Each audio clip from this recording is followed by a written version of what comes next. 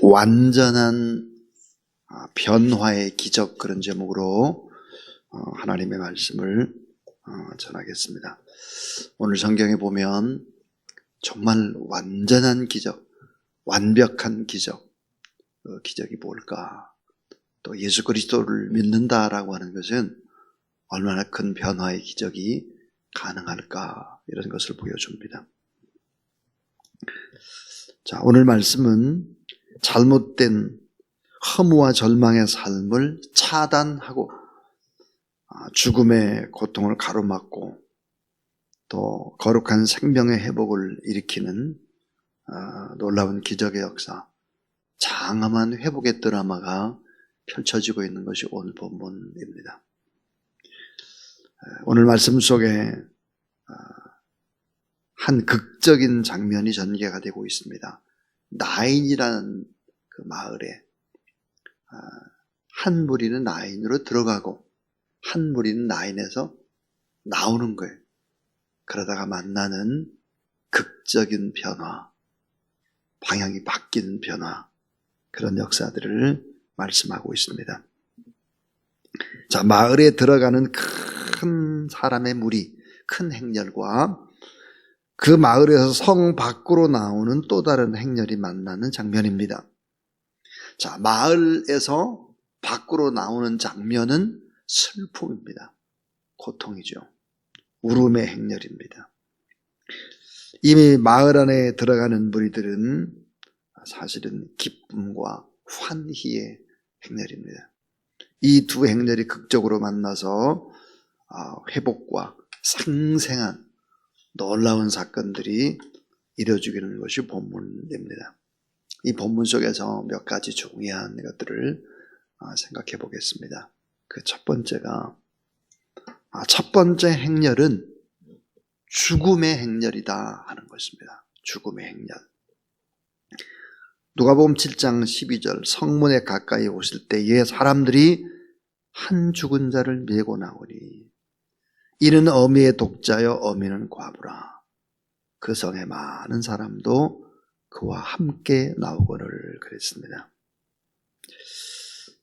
오늘 말씀에 보면 한 가정에 큰 슬픔이 닥쳤습니다. 이 항상 큰 슬픔이라고 하는 것은 죽음과 관계가 되고 있는데요. 사랑하는 사람을 떠나보내는 이별, 사별과 관계가 있습니다. 자, 나인이라는 동네에 살고 있는 한 어머니, 가장 큰 소망의 근거인 남편을 영원히 사별하고 그리고 살았는데 설상가상으로 남은 외아들마저 죽었습니다. 자, 남편이 없는 여인에게 유일한 소망인 외아들, 그것도 청년이 죽었습니다. 자, 이 젊은 청년이 죽었다라고 하는 것은 참 안타까운 일이죠. 이 아들을 잃은 어머니, 더 이상 살아가야 될 이유도 없고 꿈도 없고 살 소망도 없고 살 힘도 잃어버린 그런 절망의 여인입니다. 생명보다 귀중한 아들이 죽었다라고 하는 것이죠. 그래서 장례식을 치르기 위해서 상여를 메고 동네에서 이제 나와가지고 결국 공동묘지로 가고 있는 장면입니다. 자, 한번 생각을 해보세요. 시체를 묻기 위해서 묘지로 가면서 과연 이 엄마는 어떤 생각을 했을까? 그 불쌍한 과부가 또 자기 아들까지 잃었으니까 그 상여를 메고 따라오는 동네 사람들은 어떤 생각을 했을까 하는 것입니다. 그들의 표정, 그들의 발걸음, 또 그들의 마음은 어땠을까? 아마 눈물이 있고 한숨이 있고 절망과 낙담이 있는 죽음의 행렬이었을 것입니다. 한국의 상여는 나름대로 아주 화려하게 꾸며놓았죠. 아주 색깔이 붉은색, 또 노란색, 다 원색들입니다. 최대한 아름답게 상여의 것을 장식을 했는데 그 속에는 썩은 시체가 들어가 있죠.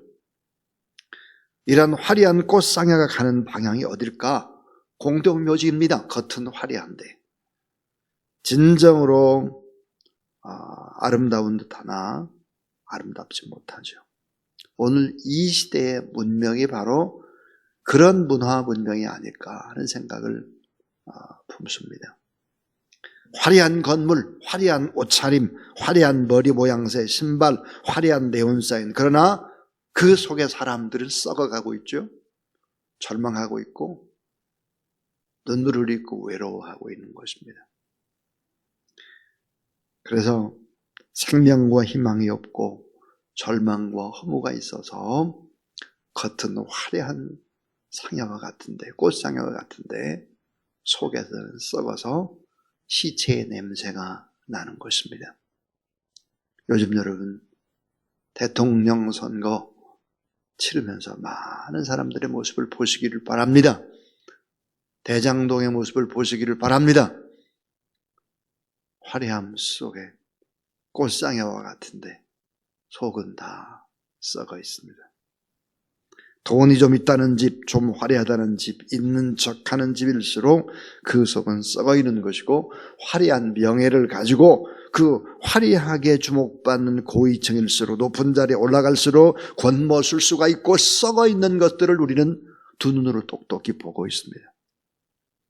이 크고 화려한 겉모습의 집들 어디로 향하고 있을까? 공동묘지입니다. 자, 이 공동묘지로 절망의 소롱으로 점점 빠져가는 죽어가는 사람들의 행렬. 자, 오늘 영적으로 해석을 해보면 청년이 죽었다는 사실은 절망을 의미합니다. 다시 말해서 미래가 없다는 거죠. 미래가 죽음입니다. 청년들은 미래의 꽃이고 열매들이죠. 새벽 이슬 같은 청년들이 죽었다는 것은 소망의 문제고 의미의 문제고 가치의 문제고 미래의 문제입니다. 희망이 없다는 거예요. 이 상해는 죽음을 위장한 현대의 문명을 상징적으로 나타내 보이고 있습니다. 이 상해가 가는 길, 그 목적은 어딜까? 무덤입니다. 자, 사람은 반드시 죽죠. 죽음은 반드시 다가올 사건이고 예고된 사건이고, 오늘 우리는 하루만큼 더 죽음에 가까이 다가가고 있습니다. 마지막 출구는 어딜까? 공동묘지입니다. 오늘 이 시대가 가고 있는 곳이 어딜까? 죽음이죠. 죽음의 행렬인데 이 죽음의 행렬을 멈춰야 한다 하는 것이죠. 그것이 두 번째 행렬입니다. 두 번째 행렬은 어떤 행렬이었을까? 생명의 행렬입니다. 나인이라는 성으로 들어가는 행렬, 예수 그리스도와 함께 복음을 전가하기 위해 들어가는 행렬은 생명의 행렬입니다. 자, 첫 번째 행렬이 나인이라는 성에서 나와서 상해를 메고 공동묘지로 가고 있는 죽음의 행렬이었다면, 두 번째 행렬은 생명의 복음을 전가하기 위해서 들어가는 그런 행렬이죠. 누가복음 7장 11절, 그 후에 예수께서 나인이라는 성으로 가실새 제자와 하다한 무리가 동행하더니 그랬습니다. 예수님과 함께 제자들이 가는 행렬은 생명의 행렬, 아름다운 행렬, 축복의 행렬이죠. 하늘의 기쁜 소식을 가진 복음의 행렬, 소망과 의미와 가치를 지닌 축복의 행렬 그 자체였습니다. 예수님께서 이 땅에 오신 궁극적인 목적이 뭘까? 영생의 기쁨을 주는 것이죠. 그리고 풍성한 삶, 행복하고 의미 있고 가치 있고 복되고 영원한 미래가 보장된 영생의 삶을 위해서 예수님이 이 땅에 오셨습니다.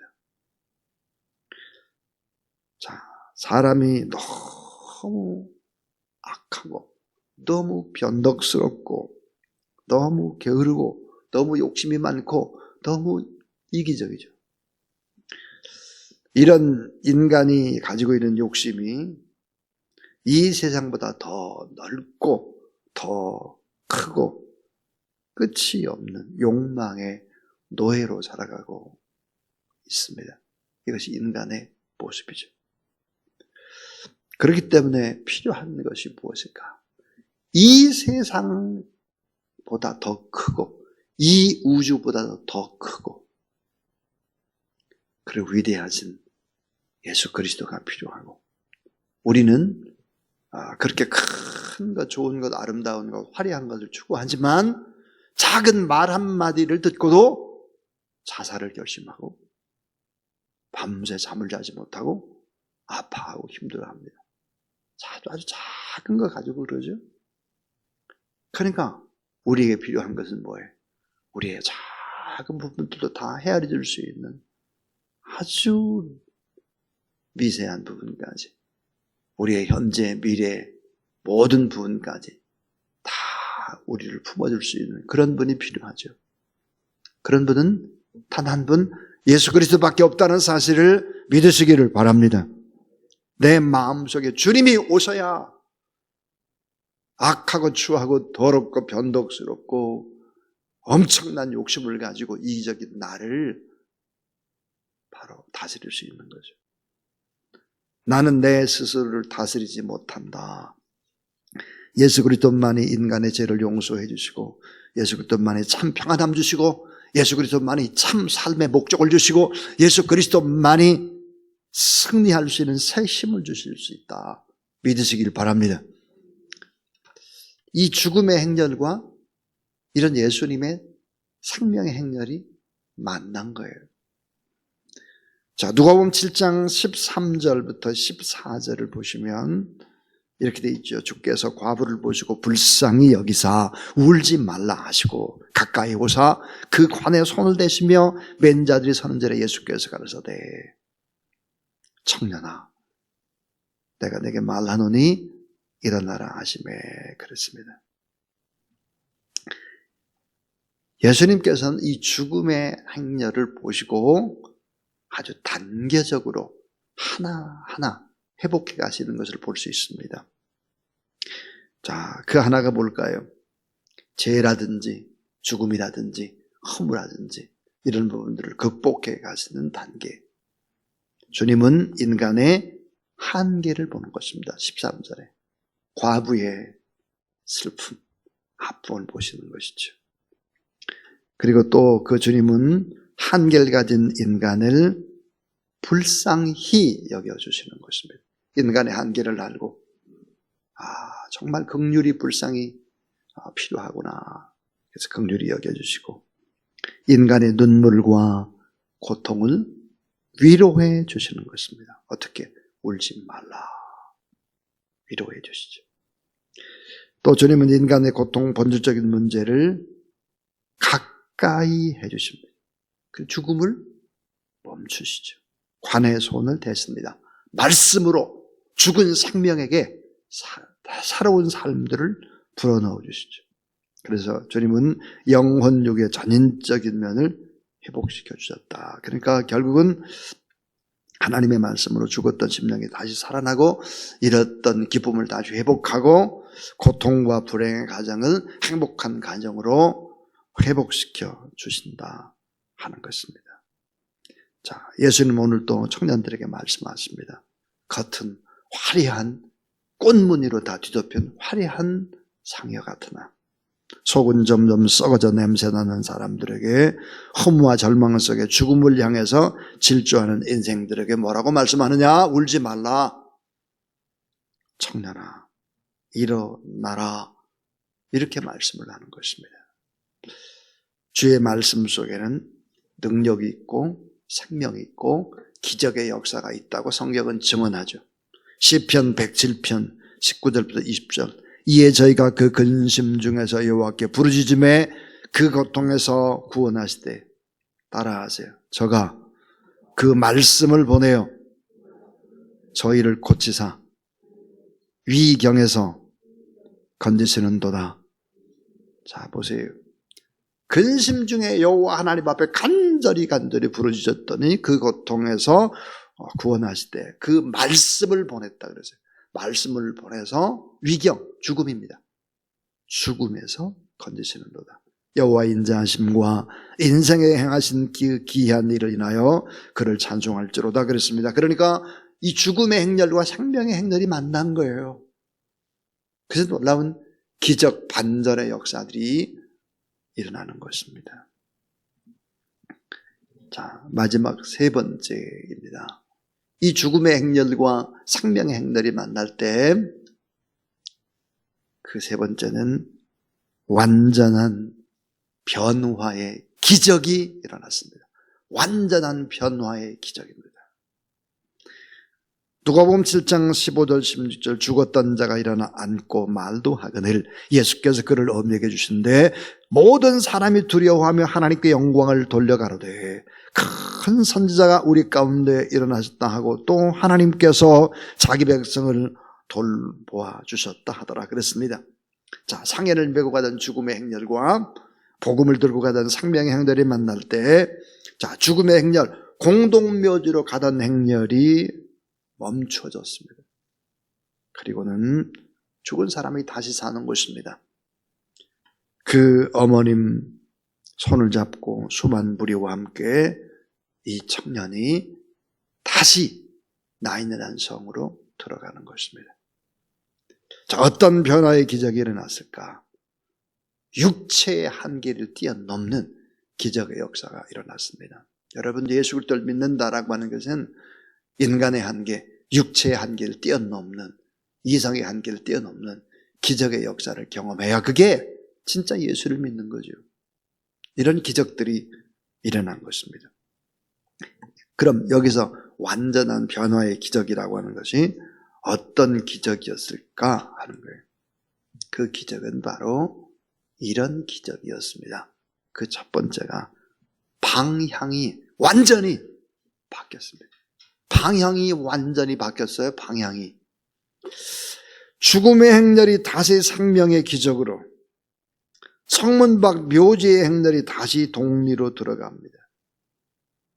죽음의 기로에 섰던 사람들이 다시 생명의 행로로 돌아가는 것이죠. 그러니까 예수 그리스도를 믿는다고 하는 것은 방향이 완전히 바뀌는 거예요. 방향이.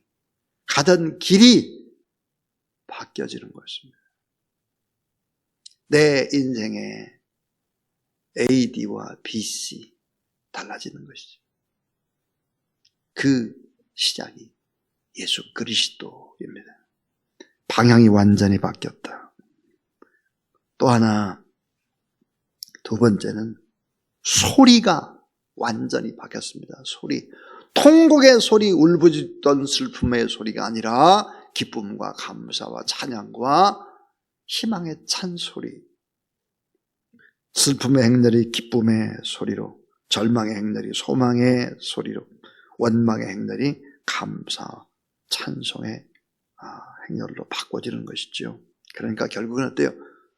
예수 그리스도를 믿기 이전과 이후는 완전히 다른 것이죠. 그래서 소리가 달라졌다는 거예요. 또 하나 달라지는 세 번째는 뭘까요? 그것은 모습이 바뀌었습니다. 모습.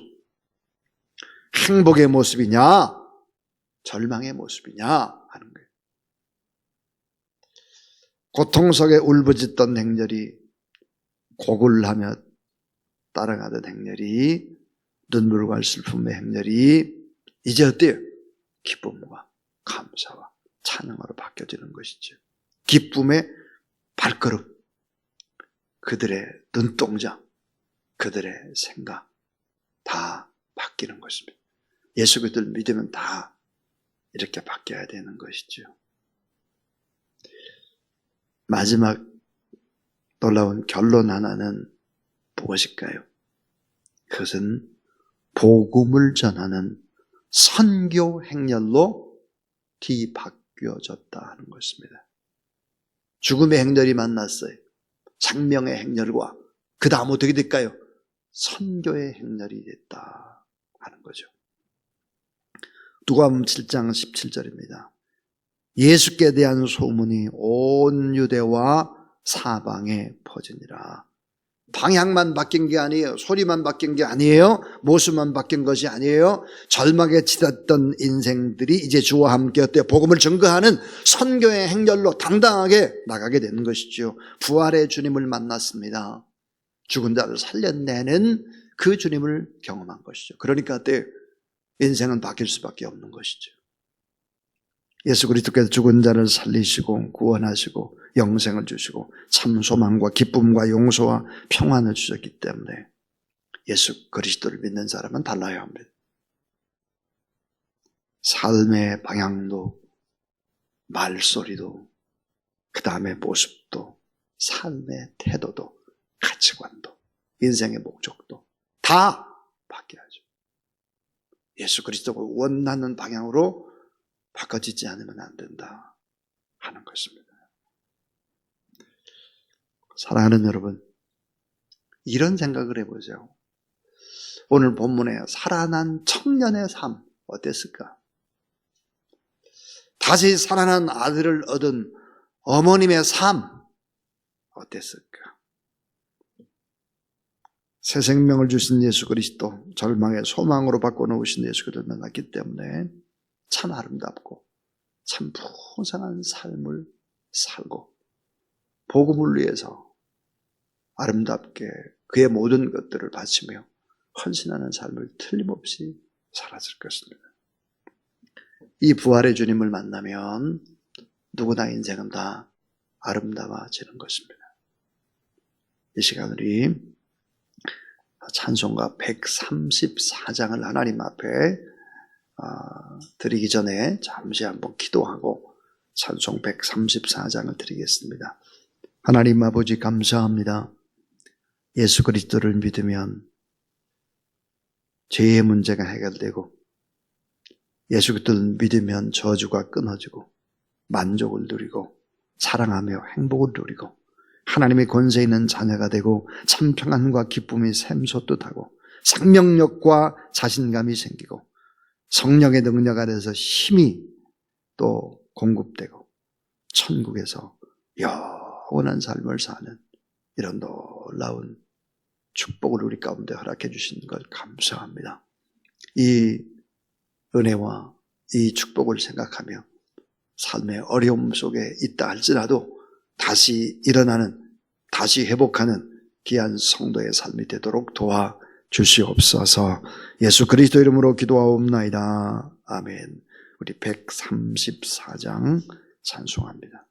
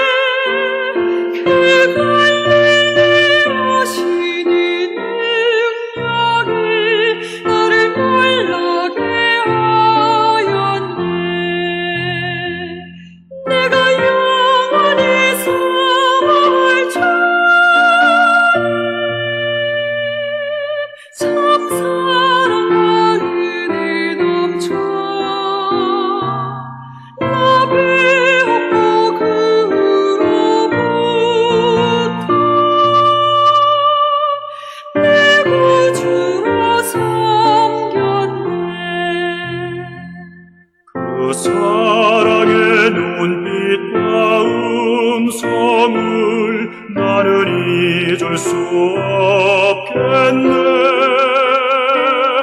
그 갈릴리 오시니 그때에 이 죄인을 향하여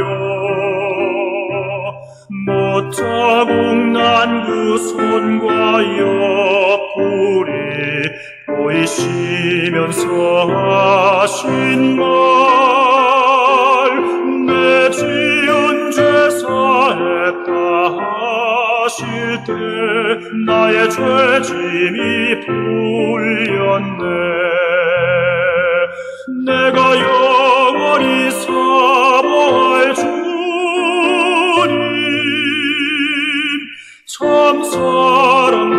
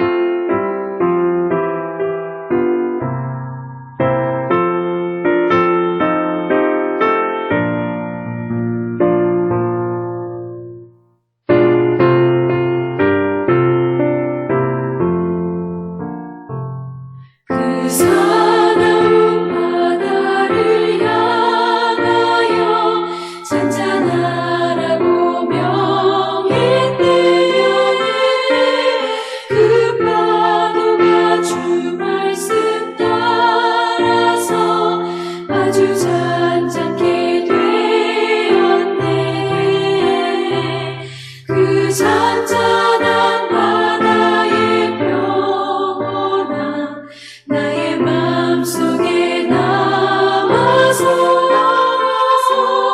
그 갈릴리 오시니 의지할 참된 믿음이 되었네. 내가 영원히 사모할 참 사랑과 은혜 넘쳐 넘치어 나 배웠고 그로부터 내 구주로 섬겼네. 이 세상의 무거운 짐진 자 모두 주 앞에 나오라.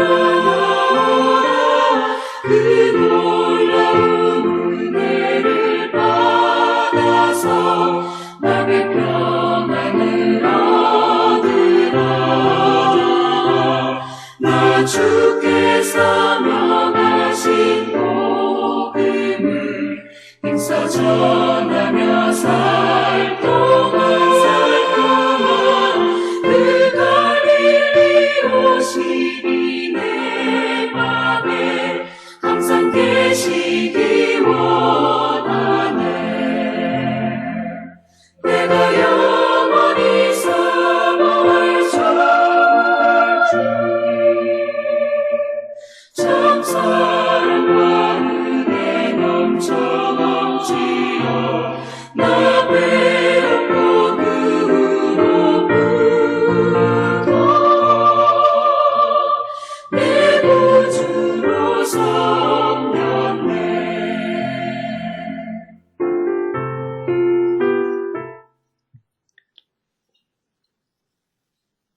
이제는 주님께서 이미 사망에서 생명으로 우리를 옮겨주시고 주 예수 그리스도를 믿는 자마다 영생의 축복을 허락해 주신 것을 감사하고, 또 오늘 거룩한 아침에 하나님 앞에 예배드릴 모든 하나님의 사람들 위에 우리 구주 예수 그리스도의 무한하신 은혜와 하나님의 사랑과 성령의 거룩한 역사가 함께 하시기를 간절히 축원하옵나이다. 아멘.